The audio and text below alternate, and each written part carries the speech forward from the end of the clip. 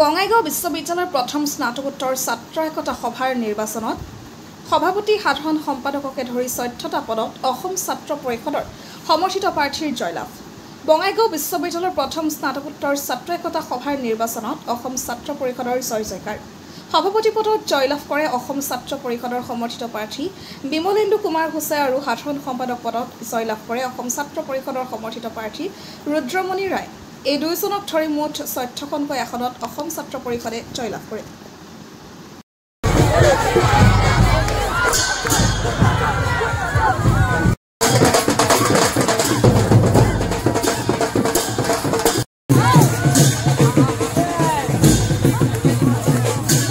বঙাইগাঁও বিশ্ববিদ্যালয়ত উপস্থিত সমূহ ছাত্ৰ ছাত্ৰীকে আৰু যিসকলে আমাক ভোটে জিকিছে সকলো ছাত্ৰ ছাত্ৰীকে আমি ধন্যবাদ তথা আন্তৰিক কৃতজ্ঞতা জ্ঞাপন কৰিছোঁ। আৰু যিহেতু বঙাইগাঁও মহাবিদ্যালয় প্ৰথমবাৰৰ বাবে বিশ্ববিদ্যালয় নিৰ্বাচন এটা হ'ল, তাৰ কাৰণে ছাত্ৰ ছাত্ৰীসকলে যিখিনি সমৰ্থন আৰু সহযোগিতা আমাক আগবঢ়াইছে সকলো ছাত্ৰ ছাত্ৰীকে আমি কৃতজ্ঞতা তথা ধন্যবাদ জ্ঞাপন কৰিছোঁ।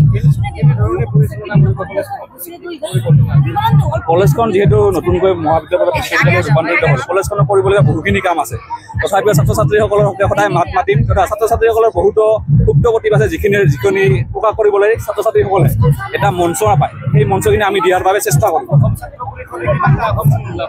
অসম ছাত্ৰ পৰিষদে যিহেতু আমাৰ বিশ্ববিদ্যালয়ৰ 15টা পোষ্টৰ প্ৰতিযোগিতা হৈছিল, তাৰ কাৰণে আৰু হেৰিও হৈছে কি নাম কয় কণ্টেষ্ট হৈছে 13খন পোষ্টত আমাৰ অসম ছাত্ৰ পৰিষদে কণ্টেষ্ট হৈছে আৰু 2টা পোষ্ট আমাৰ আনকণ্টেষ্টে জিকিছে। তাৰ কাৰণে অসম ছাত্ৰ পৰিষদে আজি 13টা পোষ্টৰ 12টা পোষ্টত সফল হ'বলৈ জিকিবলৈ সক্ষম হ'ল।